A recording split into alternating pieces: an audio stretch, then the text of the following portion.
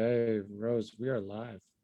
Oh, hello, everyone. I would like to welcome everyone who took the time out of their busy schedules to attend today's JJC Talks on live stream. We're so happy to see you tonight, and we have a wonderful guest for you to hear. And let me tell you a little bit about the JJC.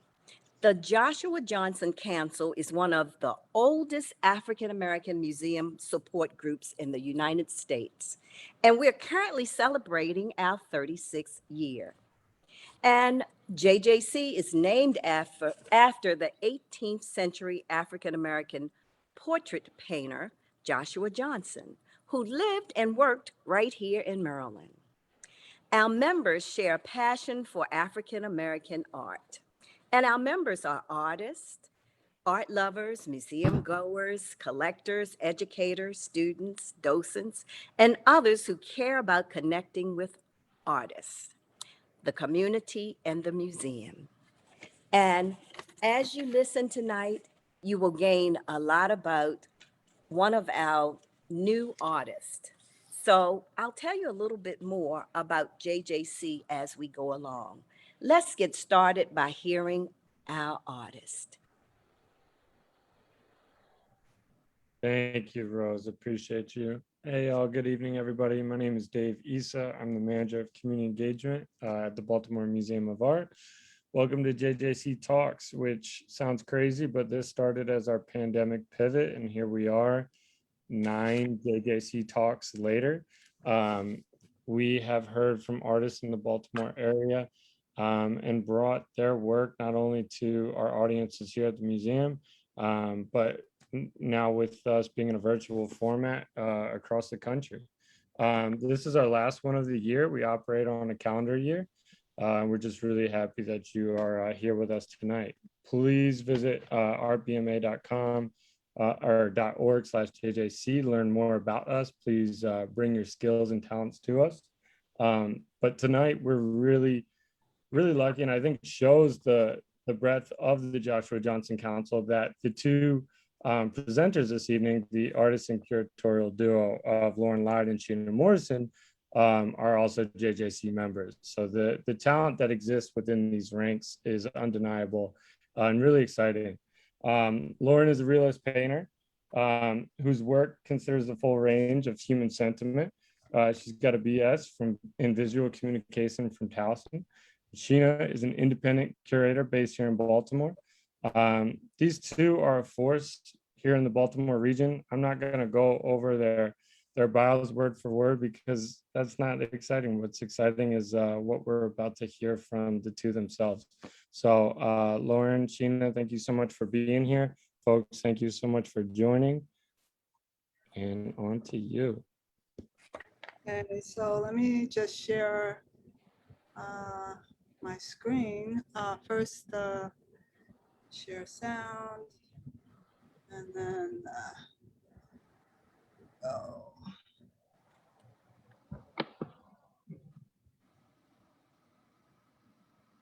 Okay, so can everybody see that? Yes. So thank you, Dave. And it's really good to be back here with all of our friends from JJC and for the invitation to speak with you about our work together. So my training in public health and Lawrence and community art made for a natural collaboration. Both of our interests center on community uplift and quality of life issues and concerns in communities that are often forgotten, ignored, or silenced. And so we're going to talk about some about the ways in which our two practices intersect through the lens of Lawrence art. Peace, everyone. Happy to be here with you this evening. I wanted to begin by sharing a piece that I created while studying community art at MICA. This piece is entitled Brick by Brick, and it was the first piece of art that I created while in graduate school. I grew up in Baltimore hearing stories about the rich histories of its row homes. And early on, my understanding of community began with my family. My parents, aunts, uncles, and my cousins at one time all lived in my grandmother's row house. So this is in dedication to her because her home held so many fond memories for my family. And as many of you know, quite a few row homes in Baltimore are constructed of brick. And so this piece is a colored pencil drawing directly onto a brick. These next two slides are images of one of the first projects that Sheena and I collaborated on, and that occurred during my thesis exhibition at MICA. I did a residency at Tench Tillman Elementary, and during that time, I taught my first graders the meaning of empathy. And we went on a year-long journey through many art projects that helped them to gain an understanding of the meaning of empathy. So for our final project together, we worked individually and in teams and created this piece of art, which is entitled At the Seat of Kindness. And it is an old church pew that we mosaic together. The seat of the bench is constructed of individual panels, one created by each one of my students that I then put together to create a quilt-like effect. And then I completed the bench by doing the more intricate design, the front there on the left slide and the rear with the mirrored tiles on the back on the right slide. So, so then we combined a series of interviews that I conducted with the kids, and along with photographs taken by both of us to create a video that documented that journey of their coming to understand the concept of empathy. So I graduated from MICA's MFA in curatorial practice program the year after Lauren, and invited her to be one of the artists in my final thesis exhibition. So she was one of 9 participating artists responding to both the physical space of a once segregated pool in Baltimore's Druid Hill Park and the public art installation at the site conceptualized by Joyce Scott, a local artist here in Baltimore. So the exhibition was conceptualized to raise awareness of the historical site itself and as a way to bring more attention to Baltimore City's chapter of NAACP, their role in the successful campaign to desegregate Baltimore City public pools. So a couple of installation shots will show you the scope of the place, and in the background you can see the bathhouse, and way over in the corner, which is this middle image here, you can see some remnants of the pool that Joyce kept. And here is Lauren's piece that's in communication with one of the other artists' work, Edward Sanchez. And then the last image is an image of her students and their experience of the piece. So it wasn't intended to be an interactive piece, but they made it so, and fortunately it was sturdy enough to bear their curiosity and their weight. So prior to creating this piece, I did quite a bit of research and learned that according to local lore, that after the desegregation of all of the pools in Baltimore, no Black people went to the white pool to swim. But there was one little white boy who came to swim at the pool, which was known as the colored pool at that time.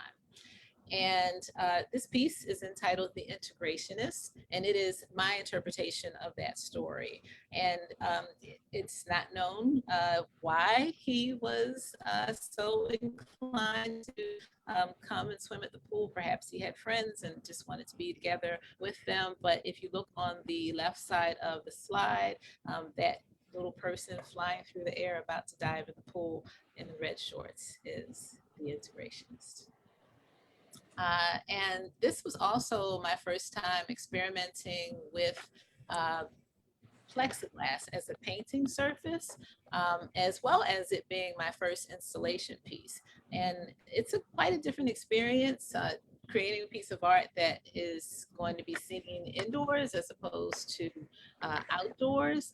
Sheena may have time later to elaborate on some of the work involved in keeping up those pieces.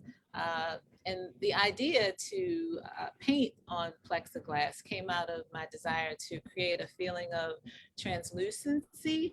And this was further enhanced by mounting the finished painting onto an actual kiddie pool, which you see here.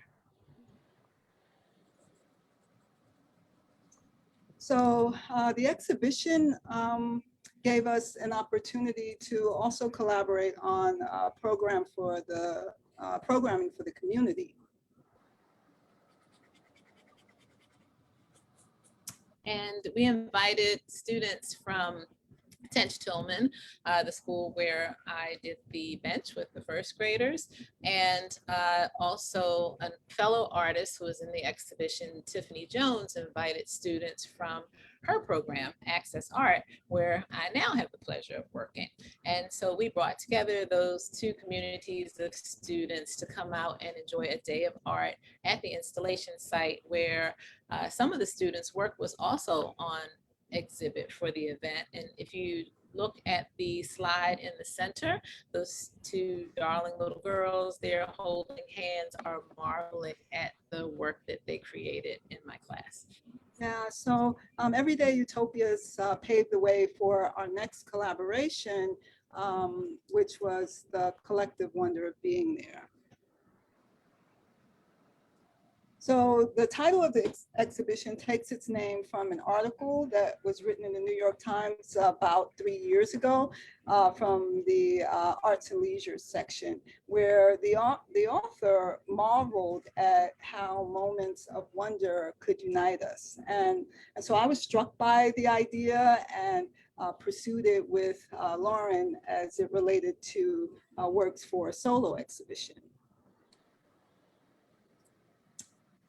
The place where the show is installed, Harmony Hall Art Center, is a community space, and we anticipated young people to be a primary audience. And so their daily experiences are at the center of all of the work, because it's important for them to see images of themselves as happy and deserving. And at the same time, titles of the pieces, along with accompanying text for select pieces, are intended to engage adults in conversation around one of the central questions guiding Lauren's practice.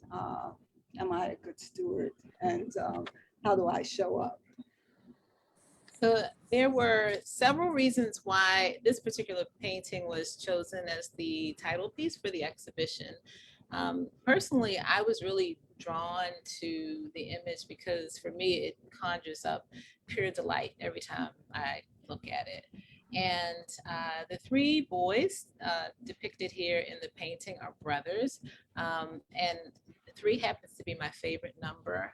My dad was one of 3 brothers, and I had seen several photos of these 3 boys traveling around the world, engaged in a range of activities from swimming to skiing to riding on camels in the desert.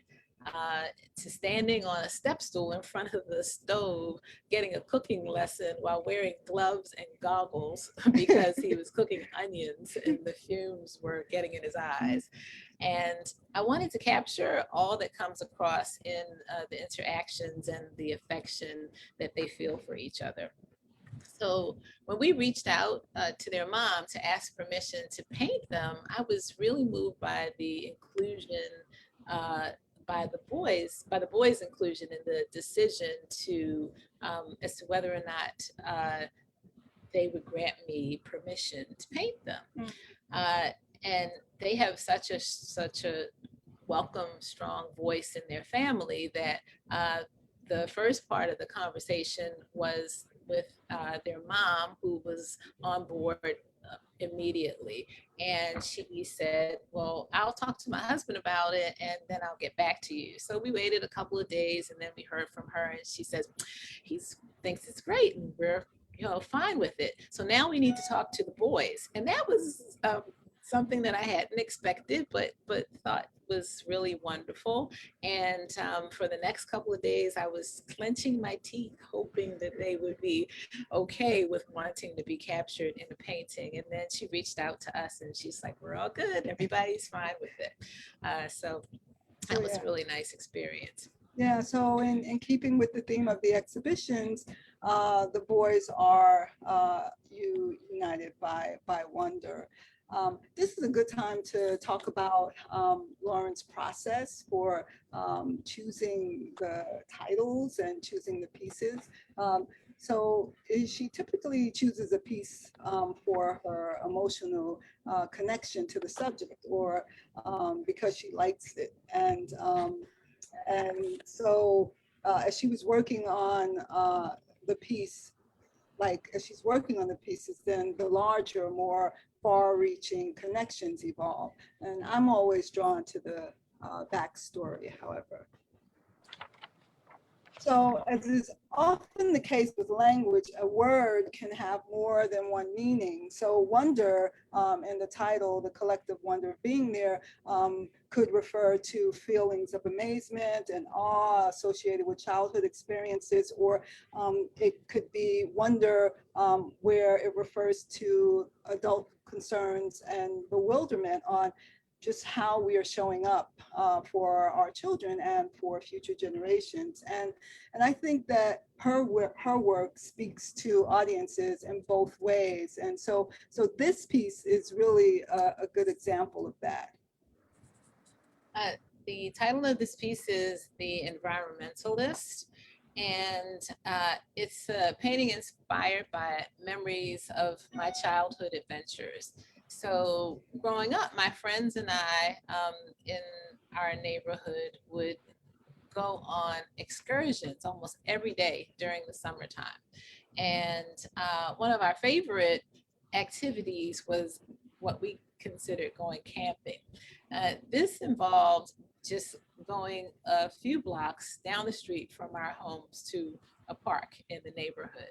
But we would prepare for this as if we were really going on a camping trip. And I would pack up granola bars and juice, and even remember warming up cans of baked beans and Campbell's soup to take with us so that we could sit on a quilt in the park and pretend that we were camping. The kids in this painting, however, are inspired by a photograph that was taken by Sheena at a park in Harlem, where her family gathers every year to celebrate the life of her beloved nephew, Joey.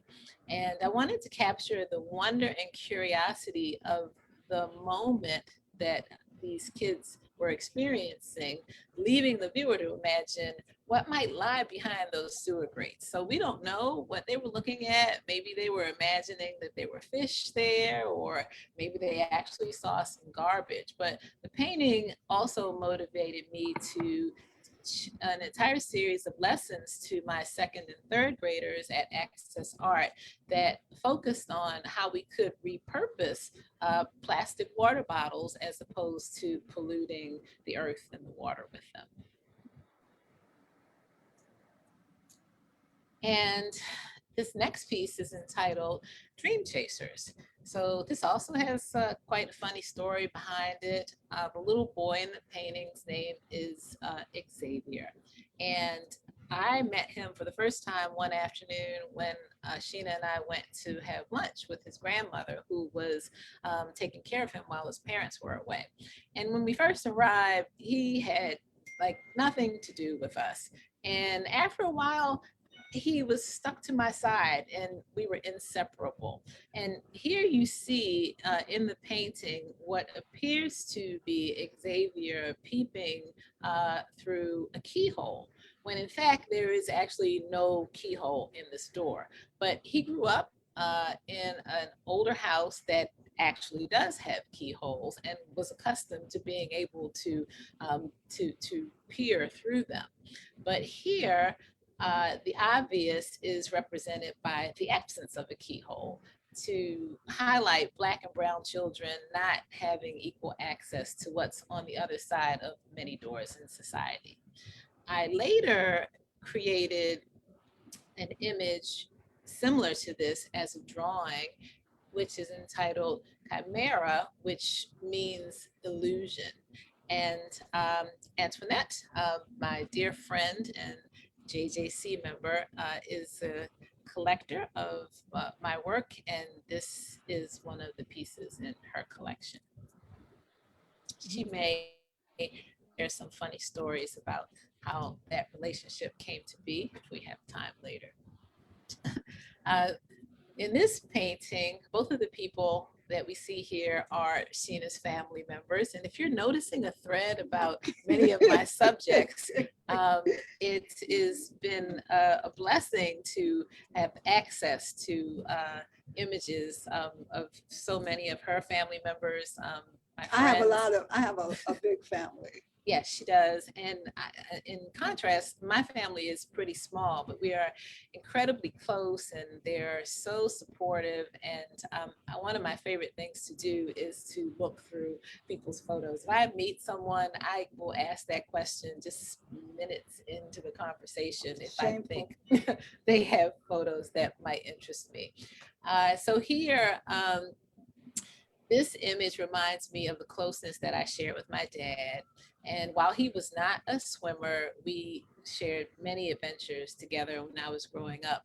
And I painted it as an homage to the relationship that we shared.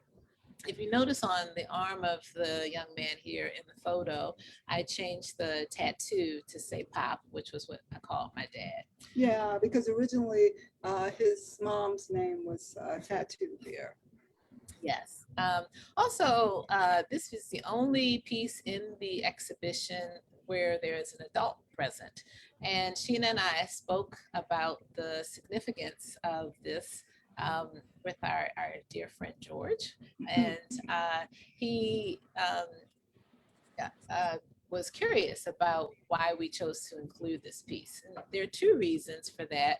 One is that it speaks directly to the theme of stewardship in the exhibition and in my practice. And two, it is also depicts a loving interaction that humanizes Black men as fathers. Here, you see the drawing that I just referenced a moment ago. As a painter, drawing is an important part of my process. I love to draw and have recently started doing more drawings than I have in the past few years. I chose to do the drawing here on the right. It's entitled Afloat, and it's in colored pencil. And I chose colored pencil because I thought that it would enhance the quality of light and capture the feeling of weightlessness of floating out in the ocean. I hadn't done a colored pencil drawing in several years, and I really enjoyed the softness that I was able to convey by using colored pencils. And also found that it's a completely different experience using colored pencils as opposed to using graphite, which I use in the image on the left, which, as I mentioned previously, was inspired by the painting that I did of Xavier. This next piece is entitled what would Batman do? And it's a lot of fun coming up with these titles, and we go back and forth oftentimes. And in the beginning, when I start working on the piece, I may want to call it one thing, and then by the time I'm finished, it's become something else. And this happens to be the piece that my mom loves the most. She recently shared with me that it reminds her of my cousin Clayton. And it also happens to be one of my professor's favorite pieces. And he gave me some pointers about it when I was creating it. It was a part of my graduate thesis at MICA, and it was the only charcoal and oil mixed media piece that I had done at that time. So beyond the combination being an experiment, I also decided to allow some parts of the drawing to be less defined. I tend to be very detail oriented in my work, but in this piece, I decided to just let some of the pencil lines softly fade away. Yeah, one of my favorites of this piece is actually the shadow. Mm-hmm. Yeah. Yes, the shadow here, if you notice, is not representative of the little boy, but in fact, it is that of a superhero. So. Yeah.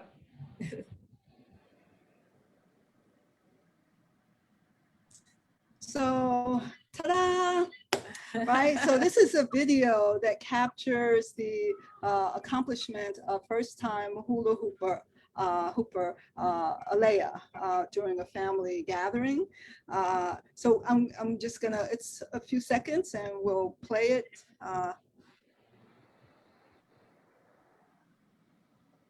We hope. Oh, I think we're gonna, here we go. Whoops. Try again. It's spinning. Yay! Go! Go, Alea! Woo! Good job, sweetie. So if you weren't aware that Sheena and I in the background cheering her on, and this was such a great moment because it was a tremendous accomplishment for her. We were having a family cookout at my cousin's house. She has picked up the mantle ever since my grandmother passed on to host all of our holiday and family get-togethers. And we were in the backyard trying to teach Alea to hula hoop. It had been quite some time since I'd hula hoop, so I was happy that I even remembered how to do it. And so we were on either side of her showing her how to do it. And she was baffled by the fact that our hula hoops would stay up on our hips and hers kept dropping to the ground, and she just couldn't figure it out.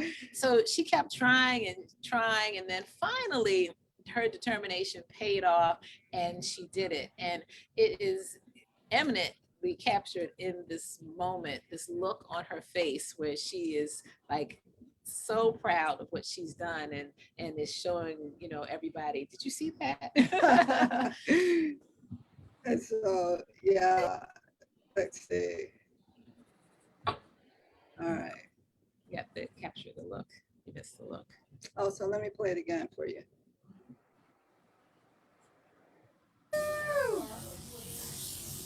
Yay! Go! Go, Alea! There we are. So the video was an inspiration for the title of this painting, The Circumference of the Spectacular. And the title takes its name from a line in Jingle Jangle, a Christmas story musical directed by African-American playwright, author, and filmmaker David E. Talbot. The reference also came from a frame in the video, so I was unable to freeze it in a way that would allow me to exact the kind of detail that I like to work from. So it has a dreamlike quality, which was intentional because it conveys the movement of her hula hooping. I get a kick out of the fact that this next piece, unbeknownst to some people, mostly my friends, they were not aware that it was a self-portrait. It's probably because I wasn't wearing glasses at that time, although it feels like I've worn them all my life. It was taken by one of my dad's friends who's a photographer on the lawn in front of my parents' house. And if you look closely in the lower left corner of the painting, the dandelions that you see there are two that are standing upright that represent myself and my mom. And then if you look really closely, there's just a hint of one that is lying on the ground, and that one represents my dad because he's no longer here with us. Although I'm confident that he is listening in right now and very happy about this moment.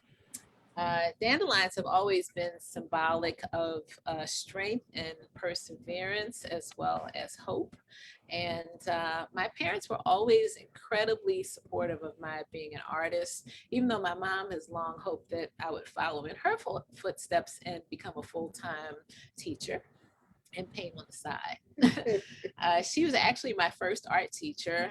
She showed me a lot of drawing techniques and took me around the city on Saturdays to art classes. And even in grad school, when I would pull all-nighters, she would ask me about my project and then want to know if I'd eaten. And if I said no, she would show up on my doorstep with my favorite takeout. This next piece, I really enjoyed creating because I never used the color purple in a painting before. And one of the things that I enjoy most about painting is the alchemy involved in mixing the colors. It's rare. I think the only time that I use a color directly from the tube is just to do a white highlight. And so all of the other colors in my pieces are created by my carefully mixing and blending the piece together. So that aspect of this piece was really enjoyable. I also really was pleased with the slight smirk that you can see if you look closely at their faces, like the sense of determination that neither one of them is going to blink, which was really fun for me. So I thought this was a good piece to include in the show because it's capable of taking the audiences beyond the childhood stand-up to topics on gender, politics, race, all of which require the willingness of both parties to consider the implications of an impasse for our children and future generations. And one of our friends who saw this piece said that when she looked at it, it exemplified the relationship between men and women. We didn't get that, but you know, everybody, it's really subjective, right? This next piece is entitled Benevolence, and it is the only monochromatic piece in the exhibition. And while I have done several sepia tone pieces over the years, when I painted this, I realized that I enjoy the challenge of doing a monochromatic painting. It's a different experience from painting in color. Your eyes get accustomed to using a limited palette, and you just challenge yourself to see how many ranges of grays and blacks you can create by just using so few colors. And even though it is in grace tones, it has a warmth and a feeling for me of generosity and kindness. I've had this photograph for quite some time. It was given to me by a dear friend when I lived in New York. And I knew from the first time I saw it that one day I was going to do a painting of it. It was from a time when she lived in London, and this image is in Trafalgar Square. And many people probably can relate to this Sunday afternoon scene, being dressed up and trying to keep that dress clean and just being out for a day, perhaps after church or after dinner with your family, enjoying yourself. Yeah. So, you know, one of the benefits of working really closely with an artist when they're creating, and then, you know, you have some pull, is that you get to be party to choosing the titles. And it's something that I really, really enjoy. And so we talked a lot about this because, like Lauren said, she's had it for a while, and I didn't really think that it should be part of the show. But the more she insisted, and the more she painted and, you know, as it evolved, I was like, yeah, there is this kind of, and then Lauren said benevolence. And so that became the title for the piece. So here we have two other examples of some monochromatic work that I created earlier. The one on the left was the first piece that I did, first black and white piece that I did, and also the first time that I did something like this on such a large scale, because it really does require a different kind of focus and concentration when you're just using this type of palette. And the funny thing is, I created this piece when I was in grad school, and the director of my program was crazy about it and told me that I could not graduate till I finished it. And I have shown this piece in an exhibition that Sheena did with George, entitled Fathers, Brothers, and Sons.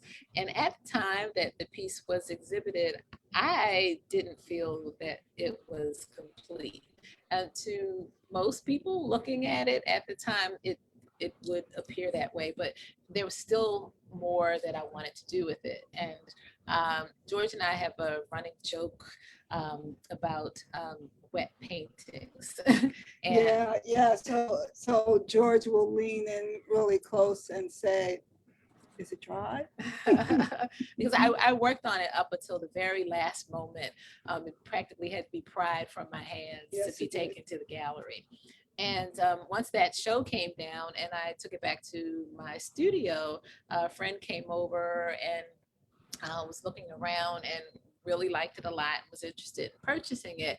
And I told her, well, okay, after I'm finished working on it. And she didn't really get what I meant because, as I said, it looked like it was complete. But for me, I just was not yet ready to release it into the world. So I'm happy with it now, and it lives with her and she is enjoying it. The piece on the right, Miles Davis, is very dear to me. It's a part of my private collection because it is the last piece that I painted that my dad saw. And I've been so fortunate to have had the support of both my parents throughout career and my time at school and all my life as I pursued becoming an artist. They had my back. And my dad would grumble oftentimes while I was in school about the expense of being an art student. But nonetheless, whatever I needed at the time, he made sure I had. And when I showed him this painting, I could tell by the look on his face that he felt that he and my mom had invested well.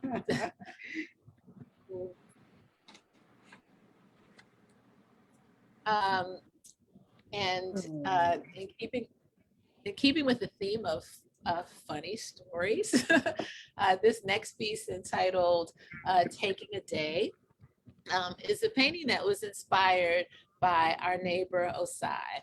And hi Osai, if you're out there, and congratulations, he just graduated.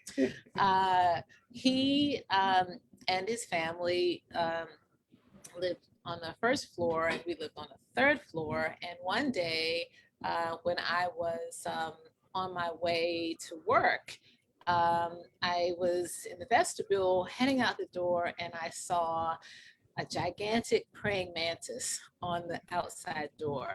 And anybody who knows me well knows that I am really afraid of insects. She will hurt you. So I froze in my tracks and backed up and went and knocked on their door. And at the time, we didn't know each other very well because they had just moved in. We'd seen them, you know, the day that they moved and just waved a couple of times from a distance, but we hadn't really gotten to know each other. So I knocked on the door and his mom came to the door and I said, "Hi, I need some help." And so she looked curiously and I said, "There's this gigantic praying mantis on the front door." And she and Osai exchanged this glance without saying anything, which, you know, I kind of later understood to mean, can I keep it? And so she smiled at him. He went inside and grabbed a jar, came outside and coaxed this praying mantis into the jar and enabled me to be able to leave and go to work that day. And They so were best friends from after. that point on. And so here in this painting, we see Osai vacationing with his cousin Niall. And how often do we get to see images of young Black children fishing? It reminded me of my first time fishing when my family and I would go every summer to South Carolina to visit my great aunt. And the title was taken from an expression that my mom shared with me that I used to say when I was a kid and needed a break from the stresses of elementary school. And I would ask her, "Can we take a day?" Yeah, so again, the focus of all the works are intended to counter media images of Black and brown children being menacing, as well as an invitation to adult viewers to reflect on like how they may spend time with the young people in their lives.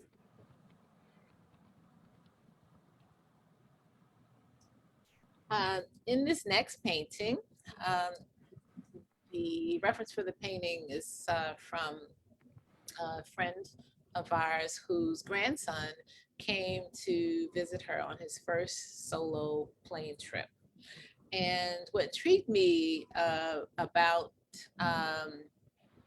the piece is the mystery of it, because it implies a journey, yet you can stretch your imagination and wonder, you know, is he coming? Is he going? Where has he been? Where is he going to? And it leaves a lot of room for the viewer to build a story around it and to connect with it. And the colors in the piece are muted, soft tones, with the exception of the vibrant yellow carry-on. And that is intended to make a connection with an aspect of the story that Sheena will share a little bit more with you about. Well, so when Laura was in the process of naming the piece, I read her a short story by science fiction writer Ursula Le Guin entitled "The Ones Who Walk Away from Amelis." And so it's a story that centers around this utopic ideal town where everyone is happy. Like people want for nothing. There's no crime, drugs, or anything. But there's a catch because the happiness of the town is dependent upon the misery of this one little boy who is held in a basement. And so the happiness of the town is based on the misery of this kid, and it's the perpetual misery. So after he's gone, another one will come. And so it's a short story that asks the readers, how will you respond to the knowledge that your happiness is dependent upon the misery of another? And as a curator, I thought that it would contribute to a conversation on altruism for the sake of others. So again, you know, I get to participate in some way in the creative process. In this next painting is also a family member of Sheena's.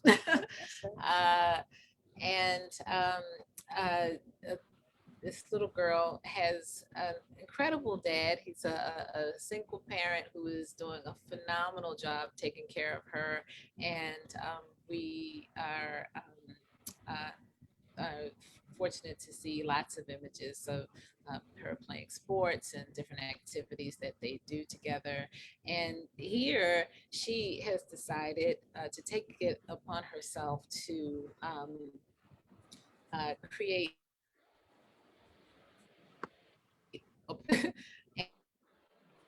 and resourcefulness in the innovation of children. And you know, you see her little friend in the background. She's got her own version of her Ace Hardware bucket pool, and they're just having a great time. Which, you know, it just takes a little bit of imagination and you know, someone that you enjoy to make what seems ordinary into something special. Yeah, and it's also a reminder that sometimes it's the smallest of gestures that make a difference in young lives. So this is the final slide, and we leave you with a question that guides Lauren's practice and served as a point of departure for her most recent body of work. Good steward. Am I a good steward? Are we good stewards? We all can. So thank you everyone for spending some time with us today, and thank you again JJC and for hosting the conversation and giving us an opportunity to talk about the show. So I'm gonna hand it back over to Antoinette and Dave, and if there are any questions. We have some in the chat, so thank you so much. Hopefully my audio is working so that you can hear me clearly. There's quite a few acknowledgements in the chat. And so as mentioned earlier, we'll just kind of go through those and lots of great work. You're a great team. How about that? Yeah, Thank you very much. Who didn't know that about this duo?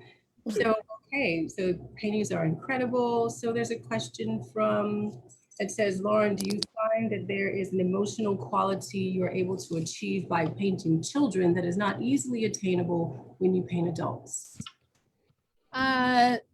It's a different type of emotion, a lighter one in many instances. And I would say that what I choose to focus on when I'm painting children, it differs from what I focus on in painting adults. The best example of that might be just in recent years, I've done a few paintings of some older people in my life.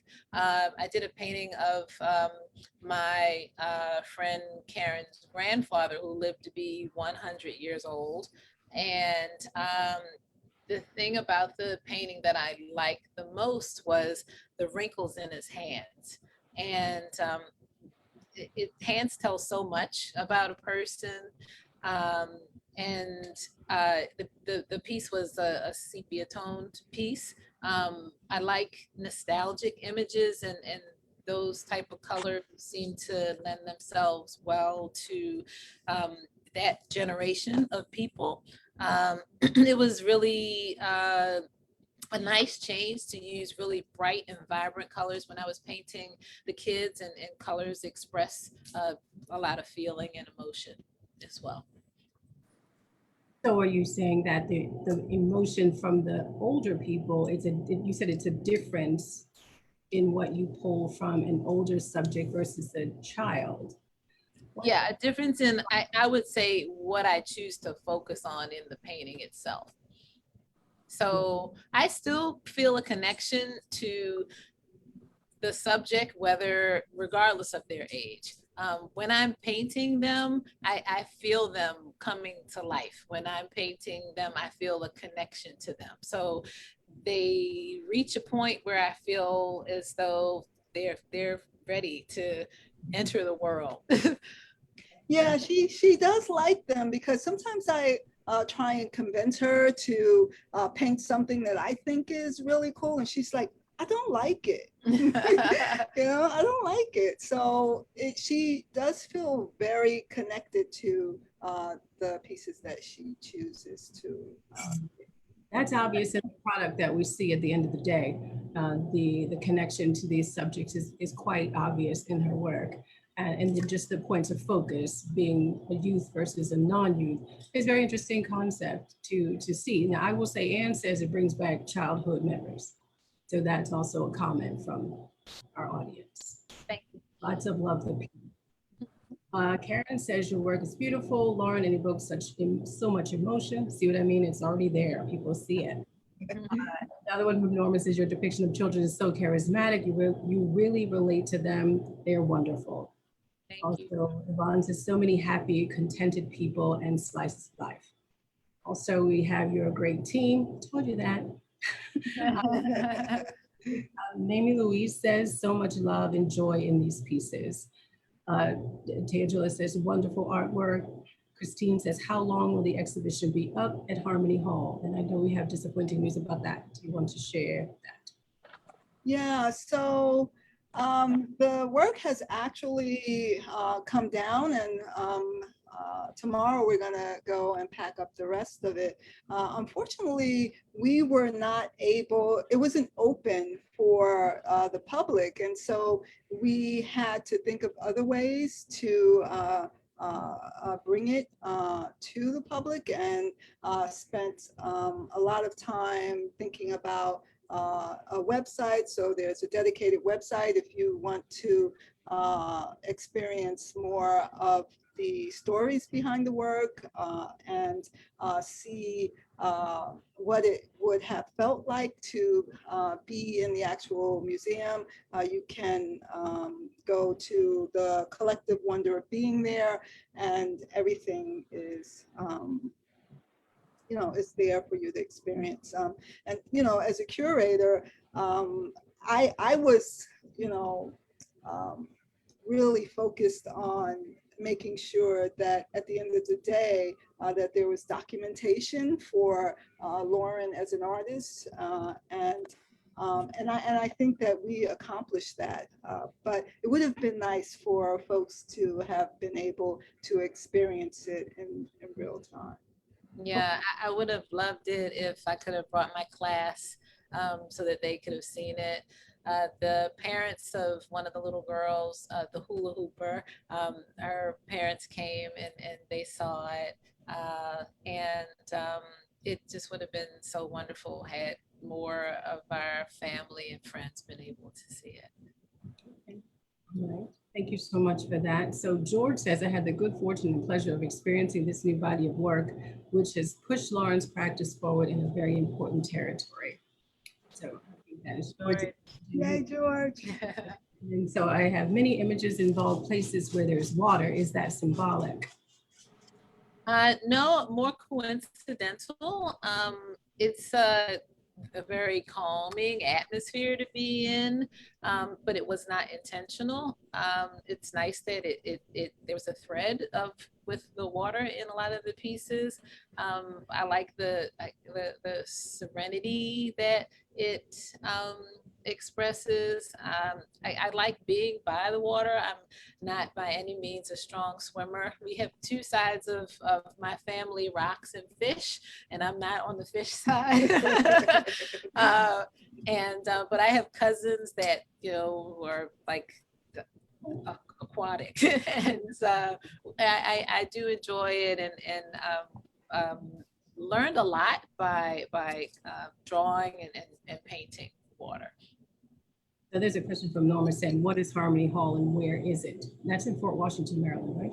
Yeah, it is. Yes. It's an arts center that is run by the Parks and Recreation Center in Prince George's County. And they have a performance center,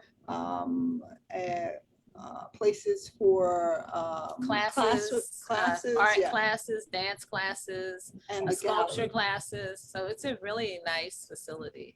Yeah, and it's part of Montpelier, Mhm. Montpelier, and one the Brentwood Museum. So there are a collection of them, but this is perhaps the nicest one. You know? Yes. Very good. Thank you so much. So I do want to ask a couple of questions about the process because I happen to know Lauren likes music. So, you know, I want to know the type of music that you're playing when you're doing it. I think we saw Miles. So Les, what else do we have there? Yeah, I'm a jazz lover. I wasn't always. One of my really dear friends who's like a sister to me turned me on to jazz. And it wasn't that I had not heard it before because my dad's brother, my uncle, had an incredible collection. He even had jazz on reel to reel and he always played it. But my introduction to it and my love of it happened, you know, through my relationship with her. And in fact, she took me to see Miles Davis when I was younger. And I didn't really know and even appreciate like the enormity of that experience. But now I'm like just thrilled to be able to say that I had that happen. So is And that what you listen to when you're painting here? so when I did the Miles Davis piece, I listened to Miles Davis for months. Months on end, and that's all I listen to. So now I listen to a variety of things like from my playlist. I'm a big supporter of a few jazz radio stations in New York and New Jersey, and there are certain times of the day that I listen to certain programs, and then in the evening sometimes I'll switch to listen to some of my favorite news and talk shows. And then during the pandemic, I was trying to figure out a way where I could enjoy reading, but you can't hold a book and 4 or 5 paintbrushes at the same time. So I started listening to audiobooks and found just like some really wonderful ones. And I also listened to some interviews, like some people, you know, who I'm curious about. And the story that Sheena read to me happened around that time when I was trying to like perch the book, you know, on one side. But then I just decided, let me give up on that and just switch to the audio. What were the 2 books? You listened to a couple of books. Yeah, I've listened to quite a few. By, Some James Baldwin, some Toni Morrison, some Maya Angelou. Okay. What was Got that? it. Yeah, quite a few. But yes, music is a big inspiration for me. When I wake up in the morning, I turn the music on, and I'm always listening to music, and have been privileged to see a lot of wonderful live music, and it keeps me company while I'm painting. Okay, I see that Gina's put the exhibition website link in the chat for those who might want to see the Collective Wonder, but I'd like to know what's next for Lauren and Sheena. Whoever wants to go first, and then what you're doing together. Well, I am not done painting children. So I'm going to continue. There were a couple of pieces that didn't make it into this exhibition. I have a large scale drawing that I underestimated, you know, the amount of time that it would take me to render it in the way that I'd really like to, because it is on such a grand scale. There's another painting that I was working on that I wasn't quite happy with, and I'm stubborn about not letting go of things that are meaningful to me. So I will just keep working on that painting until I am satisfied with it. And there are a lot of other images that I'd like to capture enough to create another body of work. I'm interested in doing some submissions and some art calls. And what about the studio? Other than children? I'm sorry? Anything other than children? For the moment, that's the theme that I'm rolling with. Yeah, there are a lot of other images that I am interested in painting. At one time, I wasn't focused on developing a body of work, but I'd like to just expand upon that for the time being. Gotcha. What about you? What's next for you? Sheena, what's next for you? So I am currently working full time and working with Arts Every Day, advocating on behalf of the next generation of artists. But Lauren and I also, in addition to her applying for the residencies with the Studio Museum, if she gets that, then our projects will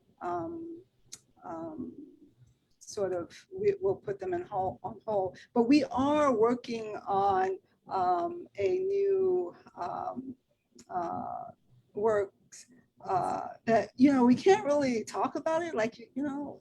But you got something in the works. Yeah, we do have something in store that we're working on that will bring new nuances to the work that we do together. Yeah. So, Primarily because, you know, as it evolves, it starts out in one direction, and then as I'm creating it, it takes on a life of its own and sometimes goes in another direction. And so I found that happened with quite a few of the pieces that I worked on for this show. but you will be excited. You will be excited. Oh, we will be thrilled to know what the, but I will ask this very important question as we have a forum such as this. For the work that we have seen and that you are creating, is that available for those collectors who are out there looking to add to their collection? And is there a site other than the Collective Wonder where people could reach out to Lauren and see about visiting your work, if not adding it to their collection? Is it available for sale, in short? Yes, the short answer to that would be yes. In terms of connecting with me, the information for that is also available on the site.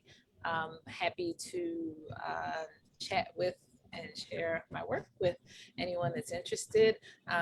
Currently, however, in regard to viewing the work, I am sitting in my studio, which is a 4x4, maybe 4x5 foot corner of our kitchen. And my easel alone takes up pretty much that entire corner. Yeah. I chose that space because it's important to me to be surrounded by light, natural light, just because that's my preference for painting, but also it just really uplifts me to be able to look out of the window and see my favorite bird and my favorite squirrel in the tree, and, you know, notice the sun moving about and the patterns of the clouds. I really like to feel that and bring it indoors when I'm working. So undecided about what is going to happen in regard to what direction I'll go with my next workspace. But for now, it's somewhat confined. There's another comment in the chat. A body of happy, contented Black children says a lot in this environment. Your paintings are not the media image. Love it. And that came from Yvonne. Thank you so much, Yvonne. And JC wants your email. We will provide contact information for Lauren as well as the Sheena to everyone or anyone interested through what we offer with JJC. So with that, if you have any closing comments that you would like to make, we may circle back to do our membership call. We do thank you both very much for sharing your stories and your pieces with us. Love your work. Love you both. Thank you. Thank you. I just wanted to say really quickly before we left that my contribution to this process as an artist would not have been possible without Sheena's amazing work as a curator, her ever astounding technical abilities, some of which she taught herself, you know, to definitely illustrate the phrase about building the plane while it's flying. So she built the virtual exhibition in the midst of, you know, our not being able to share it in the format that we desired in person with everyone. And I wouldn't be able to do this to do what I love, what I've always loved to do, if it were not for the support that I've gotten all my life from so many people, my family, my friends, friends who let me work in their house, friends who pick up my work and put it in their vehicles, friends who buy my work, friends who buy me art supplies, friends who meet me, family members who just show me endless love and show up for every exhibition that I've had, who've gotten parking tickets at places where, you know, they've come to support me and just make sure that I have always had everything that I've needed to be able to make this a reality. Thank you So so I'm much. grateful to all of you for that. Being here with us. Thank you. Thank you. Thanks, Great. guys. Thank you, Thanks, Lauren. everyone. Holiday. What's it behind you, Billie Holiday? That's Norma asking. No, that's Sheena, actually. Oh, The oh photograph. yeah, I, that's me. I thought that at first, and I said, because her head is tilted, it was Billie Holiday, but I thought it was your profile, your nose, your forehead at first. That's me in my 20s. Yeah, okay, Yeah. great, great. All right, so you want to circle back to Rose, you want to just close out with our call for membership before we Okay. just wrap this up here? You guys. Okay. Thank you again for everybody for attending this evening. And after hearing this wonderful presentation, we invite you to join the Joshua Johnson Council, which is JJC, as we continue to pursue our mission of broadening the public's exposure of contemporary art made by American artists of African descent through activities that engage with artists and art professionals whose practices reflect the diversity in values and interests of Baltimore African American communities. This evening, we had great art, great conversation, and we're so glad that you tuned in with us. Now, the Baltimore Museum of Art offers a number of ways for art lovers to become involved in the museum's work. So we encourage you to join both the Baltimore Museum of Art and the Joshua Johnson Council. So if you want to log on to artbma.org, that's when you can join the Baltimore Museum of Art. And to join the JJC, you can call 443-573-1789, or you can join online at artbma.org/JJC. And also you can ask for Dave Issa if you call, or if you want to send a check, you can make it to the attention of Dave Issa at 10 Art Museum Drive, Baltimore, Maryland, 21211. We hope you enjoyed our artists this evening. Please return and tell everyone about the great things that the Joshua Johnson Council is doing to promote art in Baltimore. Thank you again. And please become a member of the JJC. Thank you so much, Rose. And to all, thank you and have a good night. Good night.